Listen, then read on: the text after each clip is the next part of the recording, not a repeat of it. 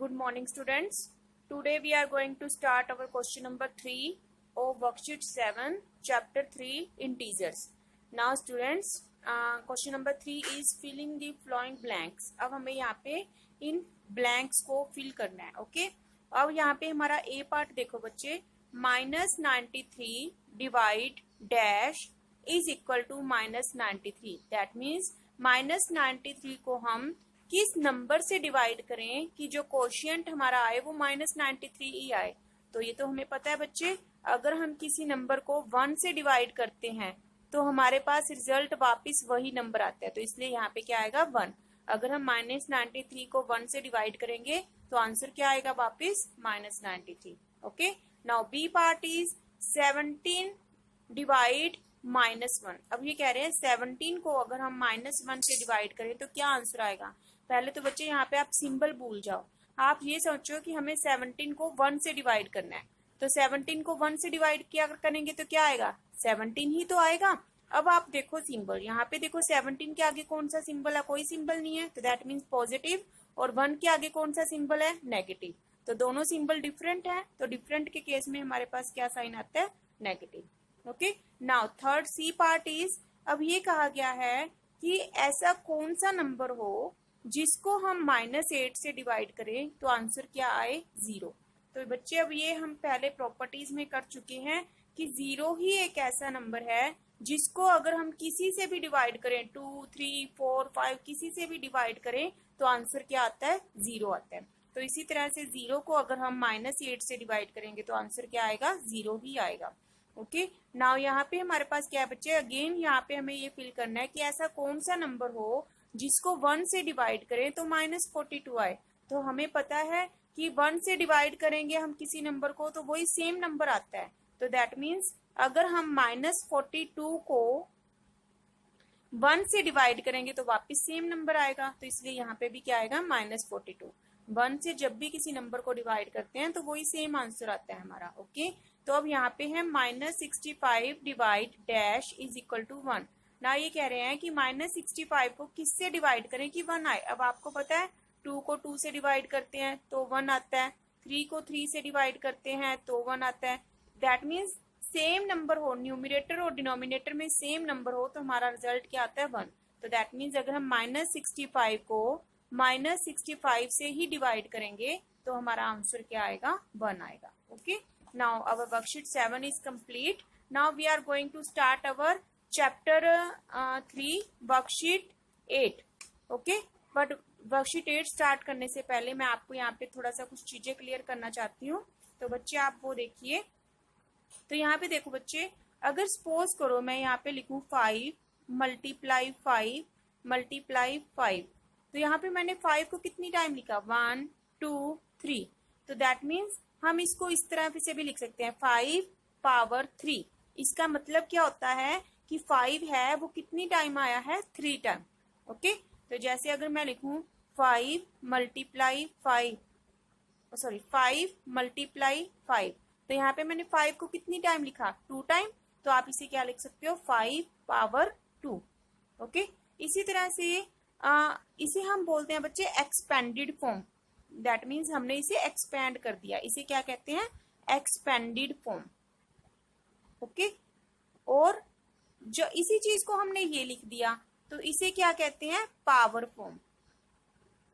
क्या कहते हैं बच्चे power form. This is expanded form and this is power form. है दोनों चीजें सेम। यहाँ पे 5 को मैंने 3 टाइम लिखा और यहाँ पे मैंने लिख दिया 5 पावर 3, दैट मीन जो 5 है वो 3 टाइम है। ओके, तो ऐसे ही जैसे अगर मैं लिखूं 5 मल्टीप्लाई 5 मल्टीप्लाई 5 मल्टीप्लाई 5 मल्टीप्लाई 5 कितनी टाइम 1, 2, 3, 4, 5 टाइम, तो दैट मीन्स 5 कितनी बार आया बच्चे 5 टाइम, तो 5 पावर 5।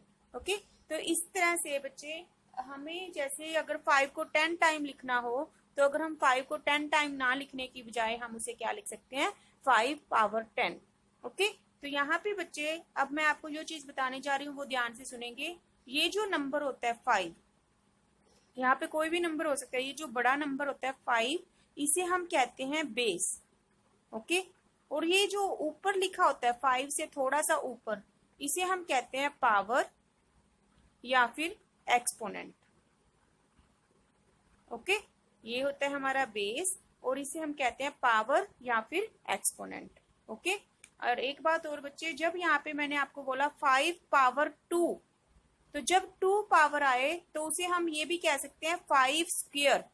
5 स्क्वायर, 2 पावर को हम क्या कहते हैं, स्क्वायर। इसी तरह से अगर हमारे पास 5 पावर 3 आया था तो इसे हम क्या कहते हैं, 5 क्यूब। जो 3 पावर होती है उसे हम क्या कहते हैं, क्यूब। 5 क्यूब। 2 पावर होती है उसे हम क्या कहते हैं, स्क्वायर। 5 स्क्वायर। बाकी सारी पावर्स को बच्चे हमें ऐसे ही नेम से बोलना पड़ता है, जैसे 5 पावर 5, 5 पावर 6, 5 पावर 7, ऐसे बोलना पड़ता है। बस 2 और 3 के लिए आपके पास एक अल्टरनेट है कि आप 5 पावर 2 को क्या कह सकते हैं, 5 स्क्वायर, और 5 पावर 3 को क्या कह सकते हैं, 5 क्यूब। ओके, तो अब हम अपनी वर्कशीट स्टार्ट कर रहे हैं बच्चे। जिसमें इसमें आपका जो फर्स्ट क्वेश्चन है दैट इज रीड अलाउड। बस हमें जस्ट इन्हें रीड करना है, बट मैं यहाँ पे आपको लिख के बता रही हूँ कि आप इसे कैसे बोल सकते हो। तो यहाँ पे बच्चे 5 पावर 2, वैसे तो मैं इसे 5 पावर 2 बोल रही हूँ, 5 रेज टू पावर 2, कि 5 नीचे है और उसकी पावर है ऊपर 2। ओके, बट हम इसे कैसे लिखते हैं, जो स्टैंडर्ड नोटेशन होती है वो क्या होती है, 5 टू द पावर 2, इसे हम ऐसे बोलते हैं 5 to the power 2। That means 5 के ऊपर पावर कितनी है, 2। या फिर मैंने आपको कहा था 2 के केस में हम इसे क्या बोल सकते हैं, हम इसे 5 स्क्वायर भी बोल सकते हैं, 5 स्क्वायर और 5 स्क्वायर। ओके, या फिर आप ये बोल सकते हो 5 टू द पावर 2, और या फिर आप बोल सकते हो 5 स्क्वायर। ओके, अब यहाँ पे है 9 पावर 5, तो हम इसे क्या लिखेंगे, 9 to the power 5। Okay, that means 9 की पावर क्या है, 5। इसी तरह से यहाँ पे हम क्या लिखेंगे, 7 to the power 3। That means 7 की पावर क्या है, 3। या फिर आप इसे 7 क्यूब भी लिख सकते हैं। ओके, इसी तरह से -2 पावर 4 है, तो इसे हम क्या लिखेंगे बच्चे, -2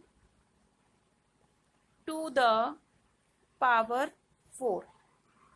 इसी तरह से आप इसके सारे पार्ट्स कर लोगे बच्चे। ओके, तो अब हमारे पास है second question, complete the table. अब बच्चे आपको मैंने यह पीछे अभी एक्सप्लेन किया था कि बेस क्या होता है, एक्सपोनेंट क्या होता है। ये भी मैंने आपको बताया था, इसे क्या बोलते हैं हम, पावर फॉर्म, क्योंकि इसमें पावर है ना, तो इसे हम क्या बोलते हैं, पावर फॉर्म। और मैंने आपको बताया था बेस क्या होता है, ये जो नीचे वाला नंबर होता है उसे हम बोलते हैं बेस, और जो उसके ऊपर लिखा होता है उसे हम बोलते हैं पावर या फिर एक्सपोनेंट। तो यहाँ पे हमारा बेस क्या है बच्चे, 7, और पावर क्या है हमारी 5। तो यहाँ पे एक्सपोनेंट क्या है हमारा, पावर। एक्सपोनेंट और पावर सेम थिंग होती है बच्चे, तो आप इसे पावर भी बोल सकते हो, एक्सपोनेंट भी बोल सकते हो। अब जैसे यहाँ पे 9 के ऊपर 3 है, तो 9 क्या है हमारे पास, बेस, और 3 क्या है हमारी पावर। ओके, इसी तरह से -3 नीचे है, 4 ऊपर है, तो -3 क्या है हमारा बेस, और 4 क्या है हमारा पावर। ओके, अब इसी तरह से -1 रेज टू पावर 6, तो बच्चे -1 क्या हुआ हमारे पास, -1 हुआ बेस, और 6 क्या हुई इसकी पावर या फिर एक्सपोनेंट। ओके, तो इस तरह से आप इसके सारे पार्ट्स करोगे बच्चे। Now we are doing third question. Our third question is write in power notation. तो बच्चे अभी मैंने आपको बताया यहाँ पे कि ये हमारी पावर फॉर्म होती है, क्योंकि इसमें पावर होती है ना, तो ये पावर फॉर्म होती है। तो यहाँ पे जो थर्ड क्वेश्चन है, ये हमें एक्सपेंडेड फॉर्म गिवन है, इससे हमें क्या बनाना है, इसे हमें पावर फॉर्म में कन्वर्ट करना है। ओके बच्चे, तो यहाँ पे देखो मैंने आपको अभी पीछे पहले वर्कशीट स्टार्ट करने से पहले करके बताया था कि यहाँ पे 4 है, 4 है ना सारी जगह, तो पहले आप यहाँ पे 4 लिख लोगे। ओके, अब 4 कितनी टाइम है, 1 2 3, 3 टाइम, तो आप इसके ऊपर पावर लगा दोगे 3।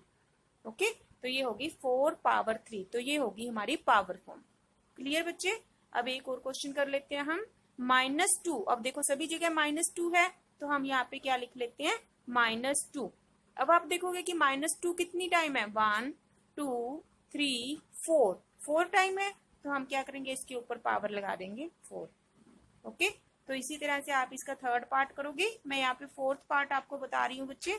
तो यहाँ पे देखो -10 -10 -10, लास्ट में इन्होंने लिख दिया 8 टाइम्स।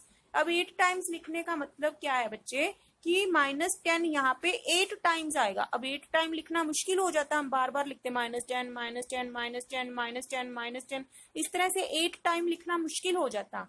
तो इसलिए इन्होंने क्या किया, 2 या 3 टाइम लिख के फिर वापस लास्ट में क्या लिख दिया, 8 टाइम्स की जो -10 है वो कितनी बार आएगा, 8 टाइम्स।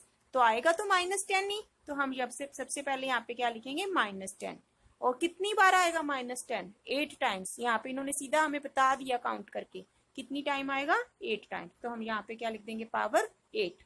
ओके, तो अब यहाँ पे हम नेक्स्ट क्वेश्चन है -11। तो देखो -11 -11 -11 सेम नंबर है, तो हम इसे लिख देंगे -11। अब कितनी बार आया -11, 1 2 3, तो ये 3 इसकी पावर हो गई। तो ये हमारी होती है बच्चे पावर फॉर्म। ओके, अब इसका एक एफ पार्ट रह गया है, एफ पार्ट भी चलो हम कर लेते हैं। क्या है बच्चे, देखो -1, दिस इज -1 -1 -1 33 टाइम्स। अभी बच्चे देखो मैंने बताया ना आपको कि अब इसको 33 टाइम लिखना था, बट इसने नहीं लिखा, क्योंकि 33 टाइम लिखते तो आई थिंक हमारा ये पेज आधा ऐसे ही फिल हो जाता। तो इसलिए इन्होंने क्या किया, -1 -1 -1 3 टाइम लिख दिया, फिर लास्ट में क्या किया, 33 टाइम की जो टोटल हमें लिखना था वो कितनी बार लिखना था, 33 बार लिखना था हमें। तो दैट मीन्स लिखना क्या था, -1 ही लिखना था। तो हम यहाँ पे लिख लेते हैं -1, और कितनी टाइम लिखना था हमें -1, 33 time. So -1 raised to power 33. This is our answer. Okay, students. Now all of you will do these questions first, second, and third of worksheet 8. And thank you, students.